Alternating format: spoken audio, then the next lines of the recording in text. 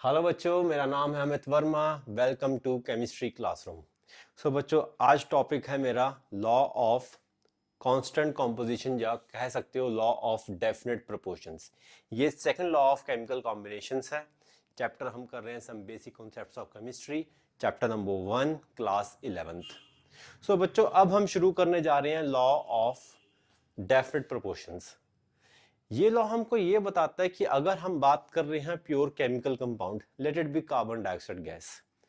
Carbon dioxide gas के अंदर जब भी कभी कार्बन के एटम्स और ऑक्सीजन के एटम्स कंबाइन करेंगे टू फॉर्म कार्बन डाइऑक्साइड और द CO2, तो मेरे पास there will be always fixed ratio by masses of atom of carbon and the atoms of oxygen irrespective of the source of CO2।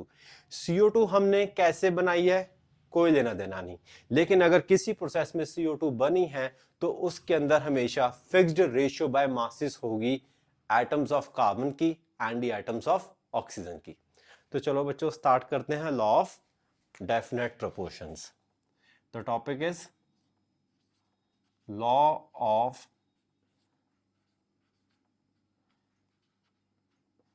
Definite proportions. अब ये law क्या बोलता है? This law states that, ये गिर ही जाएगा, पकड़ लेता हूं। मैं बोलता हूं बेटा, this law states that when two or more elements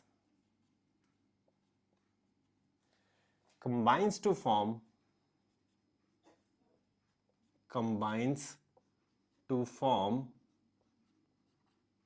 a pure chemical compound, a pure chemical compound, comma, then they always combine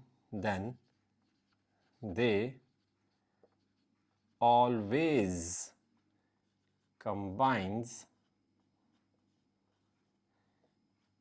in a fixed ratio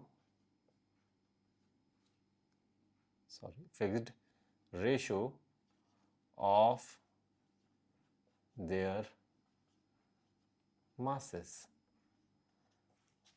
ठीक है। This law states that when two or more elements combine to form a pure chemical compound, example मैंने CO2 का लिया था, then they always combines, मतलब carbon and oxygen will always combine in a fixed ratio by their masses to form CO2। ये एक example है, just CO2, कुछ भी हो सकता है। मैंने जैसे एग्जाम्पल यहां पे लिखा कार्बन डाइऑक्साइड गैस। ठीक है बच्चों, कार्बन का मास कितना आएगा? 12 atomic mass unit. Ratio oxygen का कितना आएगा? 16। बट ऑक्सीजन कितने हैं यहाँ पे? 2, इसलिए इंटू 2। सो बच्चों ये आ गया 12:32। और ये सिंपलेस्ट करके क्या आ जाएगी? 4 3 का 12, 4 8 जा 32।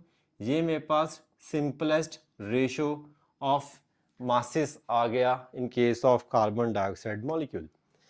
एक तो ये हो गया मेथड कि आप मासेस का रेशियो निकाल लो। एक और मेथड हो सकता है परसेंटेज वाला। आप ऐसा करो, CO2 मॉलिक्यूल के अंदर कार्बन एटम्स की बाय वेट परसेंटेज निकालो, वो भी हमेशा सेम रहेगी।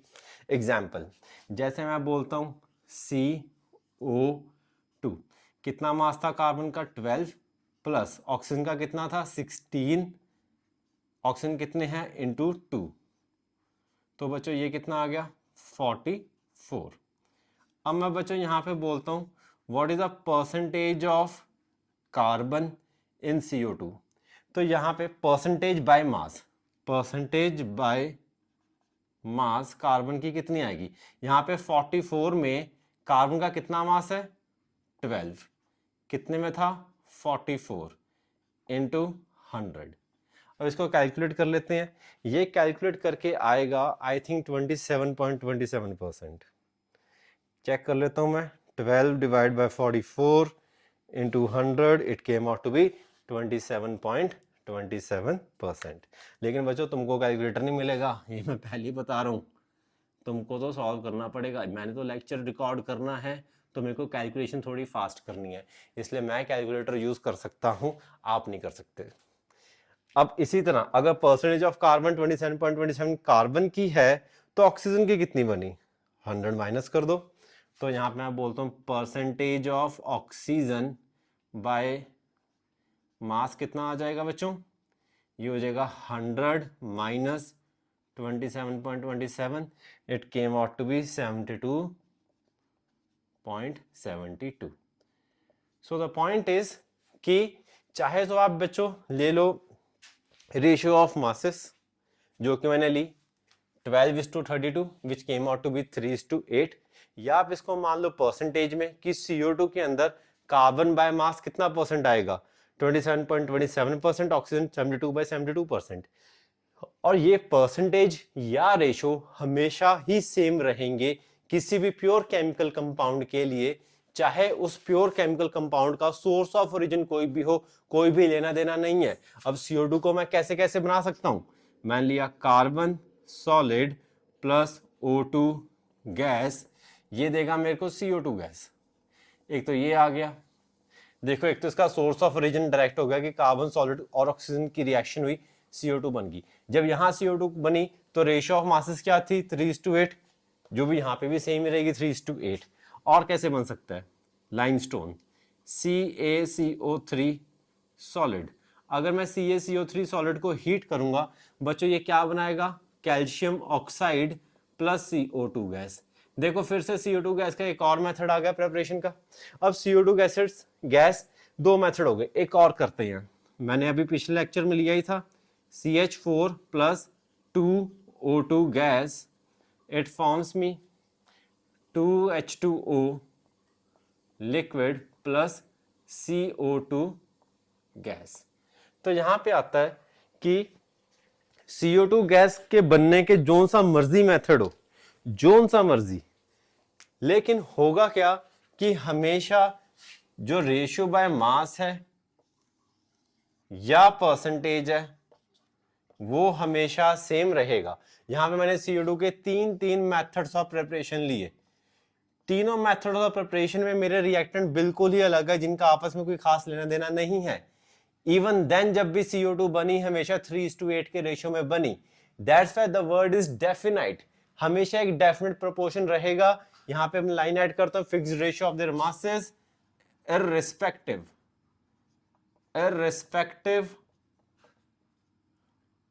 of the source of origin of that compound।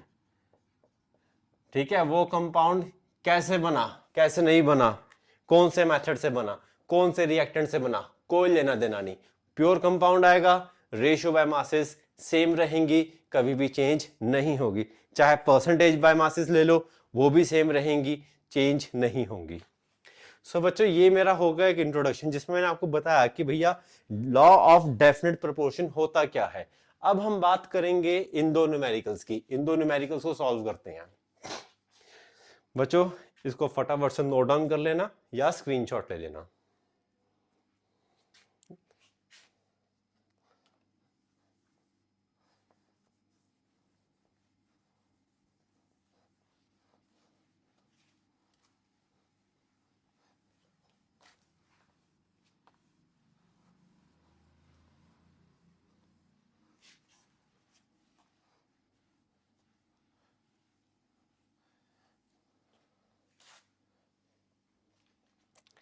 तो चलो बच्चों अब हम सॉल्व करते हैं न्यूमेरिकल्स, मेरा फेवरेट पार्ट है न्यूमेरिकल सॉल्व करना। So let us start with question number this, question number 2। Question number 2 में ये कह रहा है कि 6.488 ग्राम ऑफ लेड, लेड क्या होता है, सिंपली Pb, कितना वेट बोला, 6.488 grams of lead combines directly with 1.002 gram of O2 to form lead peroxide. lead peroxide क्या होता है बच्चों? PbO2. तो lead ये हो गया सॉलिड बच्चों. It combines with O2 gas जो कि मेरा क्या बन गया 1.002 ग्राम्स. ये O2 का हो गया.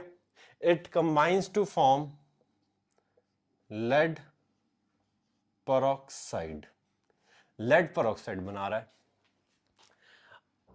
नेक्स्ट आता है, ये तो था मेरा केस नंबर 1. यहां से ये केस नंबर 1 है. यहां पे अब ये केस नंबर 2 बता रहा है that lead peroxide is also formed by heating lead nitrate and it was found that percentage of oxygen present in lead peroxide is 13.38%. ये तो केस नंबर 1 की बात थी. अब मैं इसी न्यूमेरिकल के केस नंबर 2 की बात करता हूं. इसने बोला that हमने क्या किया, लेड नाइट्रेट को हीट किया. लेड नाइट्रेट क्या हो जाएगा PbNO3 होल ट्वाइस. अगर हम इसको हीट करेंगे इन प्रेजेंस ऑफ ऑक्सीजन, ये भी कह रहा है हमको बनाएगा लेड पेरोक्साइड. लेकिन इसने यहाँ पे हमारे लिए बहुत इजी कर दिया न्यूमेरिकल में कि उसने सेकंड केस में बोल दिया that percentage of oxygen present in lead peroxide is 13.38%. तो केस नंबर 2 में जो ये लेड पेरोक्साइड बना है, इसके अंदर ऑक्सीजन की परसेंटेज आई 13.38%. तो मतलब यहाँ पे परसेंटेज ऑफ ऑक्सीजन बच्चों, यहाँ पे percentage of oxygen came out to be 13.38%. तो यहाँ पे हम निकाले केस नंबर 1 में अगर हम ऑक्सीजन की परसेंटेज निकाल लें और अगर वो इससे इक्वल आ जाए तो ऑब्वियसली मेरा लॉ ऑफ डेफिनेट प्रोपोर्शन ओबे हो गया. तो चलो वो निकालते हैं. लेकिन उससे पहले ये तो परसेंटेज ऑफ ऑक्सीजन था, यहाँ पे परसेंटेज ऑफ लेड भी पकड़ लेते हैं कितनी आएगी. तो ऑब्वियसली 100 माइनस 13.38 कर लेते हैं. तो बच्चों ये यहाँ पे किया मैंने, it's 100 minus 13.38, it came out to be 86.62. ये हो गया मेरा 86.62%. इतना हो गया. अब यहाँ की बात करते हैं. अब यहाँ पे लेड पेरोक्साइड बना कितना? ये बना इसमें 6.488 ग्राम तो बेटा लेड है एंड 1.002 ग्राम इसमें ऑक्सीजन है. तो लेड पेरोक्साइड का वेट कितना आ गया? दोनों रिएक्टेंट के वेट्स ऐड किए और मैं इसका वेट निकाल लेता हूँ. 8 9 10 8 and 9 4 7.490 ग्राम मेरा लेड पेरोक्साइड फर्स्ट केस में बना. अब इसके अंदर परसेंटेज ऑफ लेड निकालते हैं. परसेंटेज ऑफ लेड क्या आ जाएगी? लेड का कितना वेट दिया हुआ है? 6.488. 6.488 ये मेरे को वेट ऑफ लेड आ गया divided by total weight. Total weight हमने कितना निकाला लेड पेरोक्साइड का? 7.490 इंटू 100. जब हम इसको कैलकुलेट करेंगे, इसको कैलकुलेट करके देख लेते हैं, आएगा तो वैसे सेम ही, फिर भी अपनी तसल्ली के लिए कर लेते हैं. 6.488 divided by 7.490 into 100, it came out to be 86.62. एकदम परफेक्टली परसेंटेज ऑफ लेड आ गई 86.62% एंड परसेंटेज ऑफ ऑक्सीजन आ जाएगा मेरा यहाँ पे 100 माइनस 86.62 जो कि आ जाएगा मेरे पास 13.38%. सो बच्चों यहाँ पे क्या हुआ कि फर्स्ट केस में जो ये लेड पेरोक्साइड बना, यहाँ पे मेरे पास परसेंटेज ऑफ लेड है 86.62, परसेंटेज ऑफ ऑक्सीजन है 13.38. साथ ही में यहाँ पर आ जाओ सेकंड केस में परसेंटेज ऑफ ऑक्सीजन 13.38 थी, लेड मेरी 86.62. देखो दोनों ही सेम आए, लेड की सेम, ऑक्सीजन की सेम. तो that's why this condition is following the law of constant composition या law of definite proportions. So बच्चों मेरे पास यहाँ पे ये फर्स्ट न्यूमेरिकल खत्म होता है. अब मैं ऊपर शुरू करता हूँ. अब मैं इसको डिलीट कर रहा हूँ, रब कर रहा हूँ. प्लीज इसका फटाफट से स्क्रीनशॉट ले लो.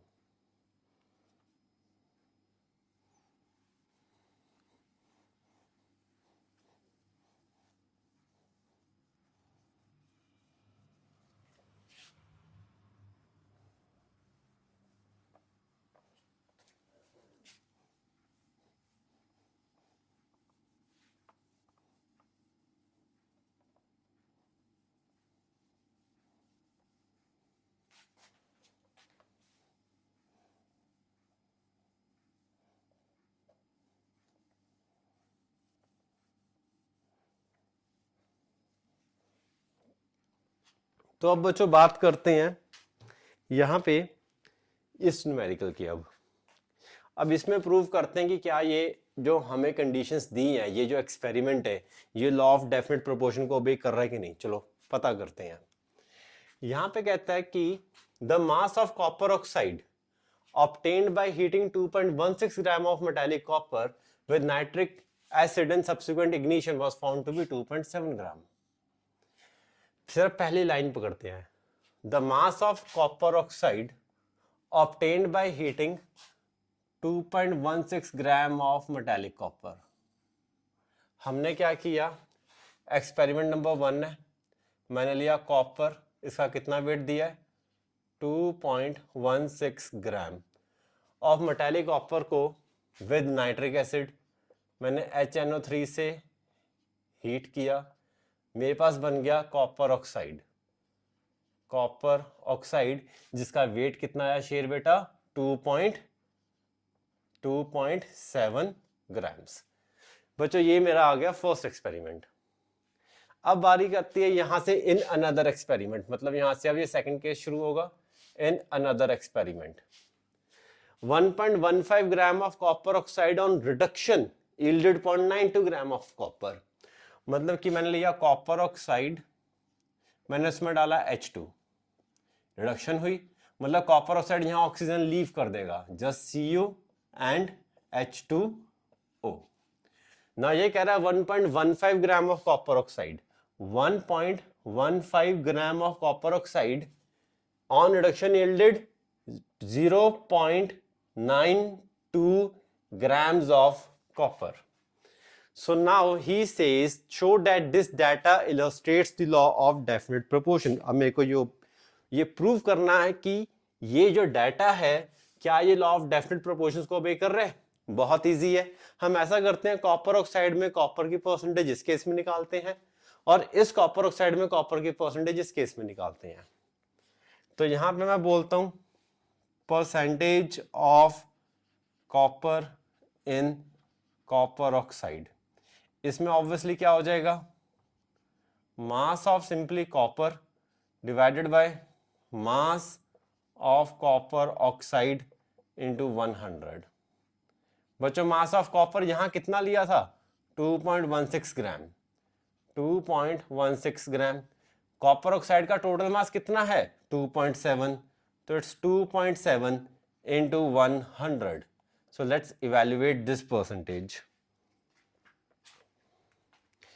So बच्चों जब मैं इस परसेंटेज को इवेल्युएट करता हूं, so it is 2.16 divided by 2.7 into 100. It came out to be 80%.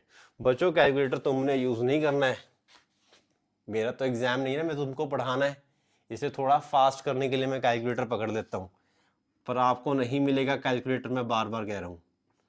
So it came out to be 80%।